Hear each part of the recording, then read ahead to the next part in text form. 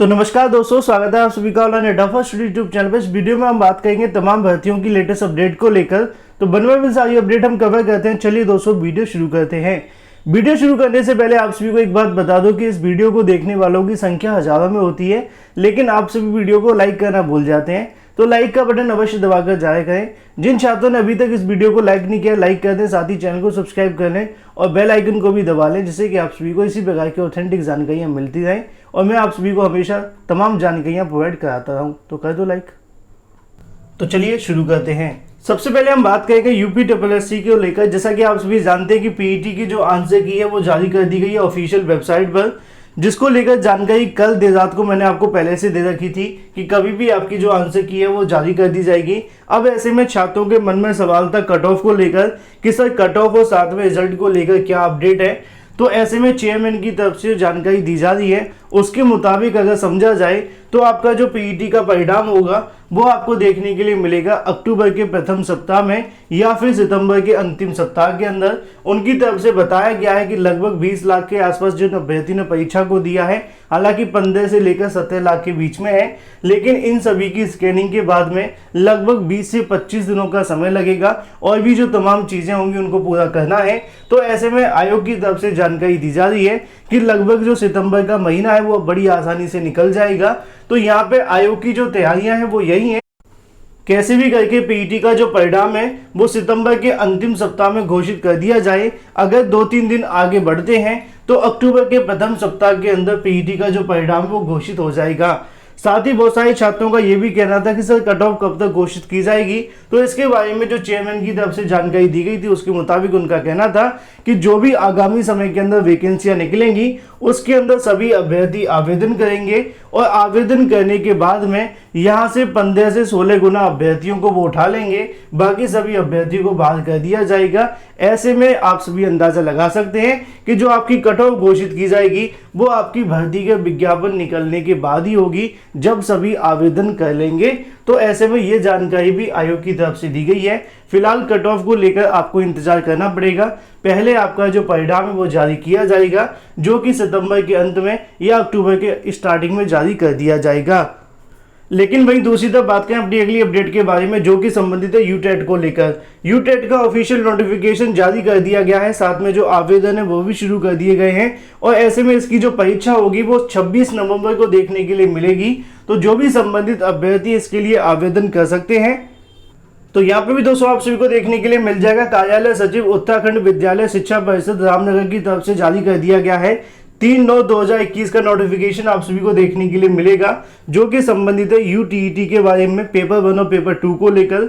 उत्तर प्रदेश के अंदर भी शिक्षक पात्रता परीक्षा का इंतजार किया जा रहा है, लेकिन यहाँ पे कहीं ना कहीं बार बार प्रस्ताव भेजे जा रहे हैं। तो वहीं उत्तराखंड के अंदर तो यहाँ पे नोटिफिकेशन भी जारी कर दिया गया है। उसी को लेकर यहाँ पे तमाम जो जानकारियां वो लिखी हुई हैं, जिसके क्रम में बीएड अभ्यर्थियों को आवेदन करने का मौका दिया गया था और भी तमाम चीज़ों के बारे में जानकारी दी गई है।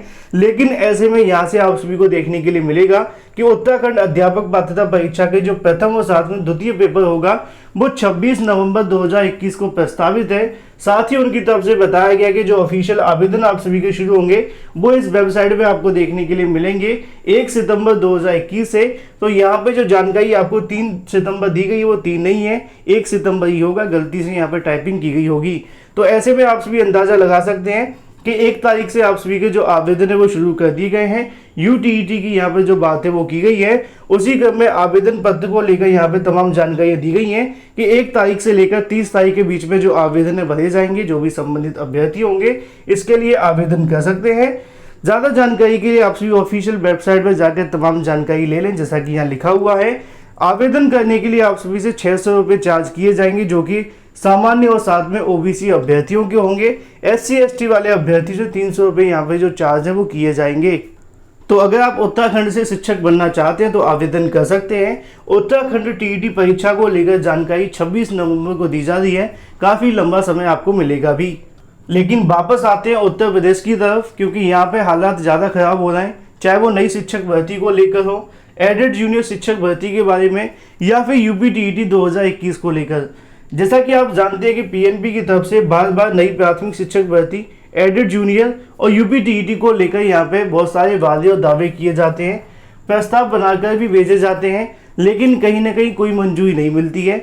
ऐसे में पीएनबी सचिव की तरफ से एक नया नोटिफिकेशन जारी किया गया है, जिसको हम दूसरी भाषा में ये भी कह सकते हैं कि डीएलएड छात्रों की तरफ से पीएनबी साथ में सरकार को झटका दिया गया है। असल में आप जानते हैं कि जब से डीएलएड अभ्यर्थियों को यहाँ पे बीएड अभ्यर्थी शामिल हुए, कंपटीशन काफ़ी बढ़ गया है। उसके बाद से जब से सरकार डीएलएड कराने को लेकर आतुर आ चुकी है, फीस लेने की तैयारी में लगी हुई है कि ज़्यादा से ज़्यादा जो है डीएलएड के अंदर एडमिशन करवाए जाएं, जिससे कि सरकार को यहाँ पे कहीं ना कहीं काफ़ी फायदा होगा। लेकिन इस बार ऐसा होता हुआ दिखाई नहीं दिया। पहले जब डीएलएड के फॉर्म शुरू होते थे तो 15 से 20 दिनों के अंदर हजारों की संख्या में आवेदन हो जाते थे, लेकिन इस बार ऐसा नहीं हुआ। सबसे पहले हम बात करेंगे आज के धरना प्रदर्शन को लेकर, उसके बाद मैं आपको दिखाता हूँ।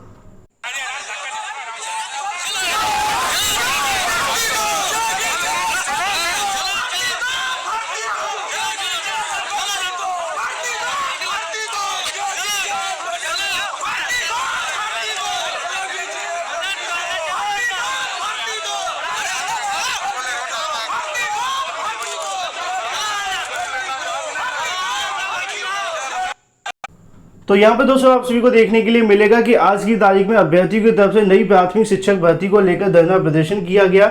हजारों की संख्या में अभ्यर्थी सड़कों पर उतरे हुए थे, तो वहीं दूसरी तरफ यहाँ पे छात्रों को उठाकर जेल में ले जाकर डाल दिया गया।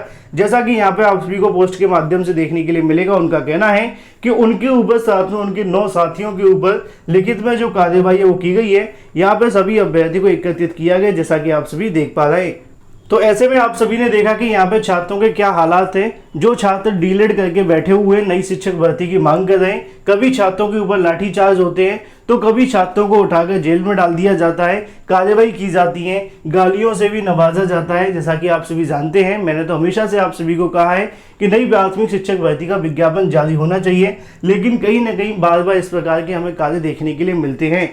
तो ऐसे में एडेड जूनियर को लेकर नई प्राथमिक शिक्षक भर्ती को लेकर छात्र धरना प्रदर्शन कर रहे हैं, लेकिन पीएनबी और सरकार अपने ही यहाँ पे कहीं ना कहीं जो फैसले लेती हुई दिखाई दे रही है। आज की तारीख में एक नोटिफिकेशन जारी किया गया है, जिसे देखकर मुझे उम्मीद है कि आप सभी को बिल्कुल भी खुशी नहीं होगी। पीएनबी सचिव की तरफ से जारी नोटिफिकेशन के अंदर जानकारी दी जाती है कि डीएलएड 2021 के लिए जो आवेदन की तारीखें बढ़ा दी गई है। मतलब अंदाजा लगा सकते हैं आप सभी कि डीएलएड के आवेदन के लिए, भाई साहब मैंने पीएनबी का इतना बड़ा इतिहास देखा है, काफी लंबे समय से फॉलो कर रहा हूँ मैं बेसिक शिक्षा को, ठीक है। ऐसे में मैंने ऐसे भी दिन देखे हैं कि पीएनबी की तरफ से 15 से 20 दिन आवेदन करने के लिए दिए जाते हैं। हाल ही में एडेड जूनियर के अंदर भी यही हुआ था कि 15 दिनों का समय दिया गया था, लेकिन पीएनबी की तरफ से लगातार तीसरी बार यहाँ पे जो आवेदन की तारीखें बढ़ा दी गई है। जैसा कि आप यहाँ से भी देख सकते हैं, 30/8 से पहले 15/9 की गई, फिर उसके बाद में 31/8 से लेकर 16/9 की गई। अब ऐसे में 1/9 से लेकर 17/9/2021 आप सभी को देखने के लिए मिली है। मतलब कि 3 बार यहाँ पे जो आवेदन की तारीखें बढ़ा दी गई हैं। उनका कहना है कि ज़्यादा से ज़्यादा डीएलएड के अंदर आवेदन करवाए जाएं, भले यूपी टेट हो, नई शिक्षक भर्ती आए नहीं आए कोई फर्क नहीं पड़ता। लेकिन इस बार डीएलएड अभ्यर्थियों ने भी इस बार डीएलएड का कहीं ना कहीं बहिष्कार कर दिया है। आगामी समय के अंदर अगर यही हालात रहते हैं तो यहाँ पे डीएलएड के एडमिशन भरना तो दूर की बात है, मतलब 10-15 हज़ार अभ्यर्थी भी आवेदन नहीं करेंगे। उसके पीछे रीजन आप जानते हैं कि पहली तो नई शिक्षक भर्ती नहीं आती, बचा कुचा आप सभी जानते हैं कि बीएड करने वाले अभ्यर्थी को ज़्यादा बेनिफिट मिल जाता है। भले ही जो पुराने बीएड करने वाले अभ्यर्थी उनके लिए समस्याएं हैं, लेकिन आज के समय में डीएलएड से अच्छा बीएड करना ज़्यादा बेहतर है, तो उसी को छात्र कहने की प्रेफरेंस देते हुए दिखाई दे रहे हैं। तो फिलहाल पीएनबी की तरफ से बार बार नए नोटिफिकेशन जारी किए जा रहे हैं कि वो डीएलएड के आवेदन लेना चाहते हैं, चाहे यूपी टेट या नई शिक्षक भर्ती आए या ना आए। लेकिन कहीं ना कहीं डीएलएड छात्रों की तरफ से भी इस बार काफ़ी बड़ी मात्रा में बहिष्कार किया जा रहा है। तो ये होगी दोस्तों तमाम भर्तियों की लेटेस्ट अपडेट। वीडियो पसंद आया तो वीडियो को लाइक कर दें, साथ ही शेयर कर दो, चैनल को सब्सक्राइब करना बिल्कुल ना भूलें।